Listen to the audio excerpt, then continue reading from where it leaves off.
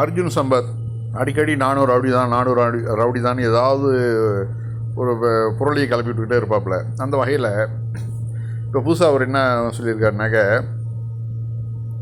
சாதாரண குடிமகனின் மின் கட்டணம் யூனிட்டுக்கு ரூ 785, மசூதி யூனிட்டுக்கு ரூ 185, 1.85, கிறிஸ்துவ சர்ச்சுக்கு ரூ 1.85, கோவிலுக்கு ரூ 7.85, கோசலை பசுமடம் ரூ 7.85, மதசார்பற்ற தமிழகம் மசூதி தனியார் சொத்து, முல்லா மௌலவிகளுக்கு அரசு ஏன் சம்பளம் கொடுக்கிறது, சர்ச்சு தனியார் சொத்து, கிறிஸ்துவ மத பாதிரிகளுக்கு அரசு ஏன் சம்பளம் தருகிறது, கோவில் அரசு நிர்வாகம் ஏன் அர்ச்சகருக்கு பூசாரிக்கு அரசு சம்பளம் கொடுப்பதில்லை அப்படின்ட்டு, அதாவது வடிகட்டின ஒரு பொய்யை, ஜம்மு காலத்தில் வடிகட்டின பொய்ன்னு சொல்லுவாங்கள்ல, அதுதான் வந்து அர்ஜுன் சம்பத் சொல்லிட்டு இருக்கிறாப்புல. இது எதுவுமே இவ்வளோ இணைய வசதிகள் எல்லாம் இருந்தும் இந்த மாதிரியான புருடாக்கள் இந்த சங்கிகள் வந்து விடுறாங்கன்னாக்க, அந்த காலத்தில் ஒரு இந்த நெட்டு வசதிகள்லாம் இல்லாத காலத்தில் எத்தனை பொய் பொருட்களை வந்து அரங்கேற்றிருப்பாங்க, அதை தான் நம்ம பார்க்குறோம். இதை வந்து ஆர்டிஃபிஷியல் இன்டெலிஜென்ஸில் வந்து கேட்டு அதுக்கு வந்து என்ன பதில் வந்திருக்குதுனாக்க, அர்ஜுன் சம்பத் அவர்களே, உங்கள் தகவல் தவறானது.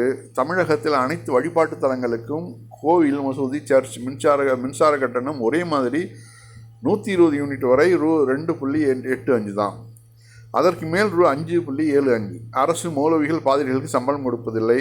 கோவில் அர்ச்சகர்களுக்கு HRCE மூலம் கொடுக்கிறது. வதந்திகளை பரப்ப வேண்டாம், அதிகாரப்பூர்வமான ஆதாரங்கள்னு சொல்லிட்டு கூகுள் வந்து பதில் கொடுக்குது. இப்போது நமக்கு இந்த வசதி இருக்கிறதுனால டக்குன்னு நம்ம அடித்து கேட்டுட்டோம். இதே வந்து அப்பாவை இப்போ இந்துக்கள் வந்து ரொம்ப பேர்கிட்ட வந்து ஸ்மார்ட் ஃபோன் இருக்காது, நெட்டு இருக்காது. அவர்கள்லாம் என்ன நினைப்பாங்க, ஆமாடா இப்படி ஒரு தவறு நடக்குதா, இது என்ன பெரிய அநியாயமாக இருக்குது, ஏன் நாமெல்லாம் வந்து நாம் வரி கட்டலையா, இல்லை அவங்க கூடுதலாக வரி கட்டுறாங்களா அப்படின்னு ஒரு தவறான எண்ணம் வருமா இல்லையா? எதற்கு இந்த மாதிரியான ஒரு கீழ்த்தரமான வேலை அர்ஜுன் சம்பத்துக்கு தெரியல.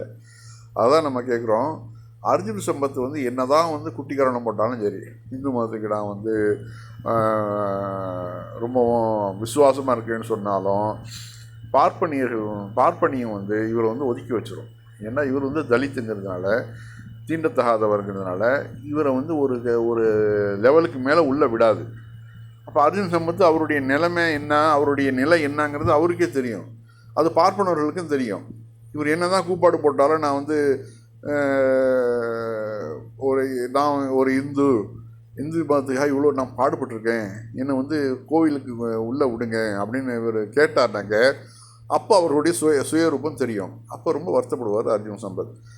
நம்மளையுமா இது மாதிரி ஆக்கிட்டாங்க, நாம் இந்த இந்து மதத்துக்காக கோவிலுக்காக எவ்வளோ போராட்டங்கள் பண்ணியிருக்கோம், எவ்வளோ பிரச்சனைகள் பண்ணியிருக்கோம்.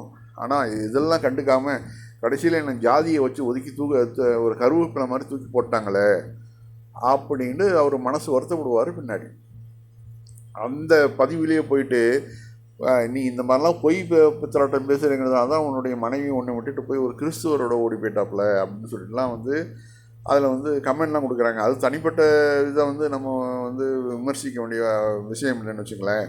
அது மனைவி ஓடி போகிறது எத்தனையோ காரணங்கள் இருக்கலாம், அதெல்லாம் வந்து இதுக்கு பதிலாகாது.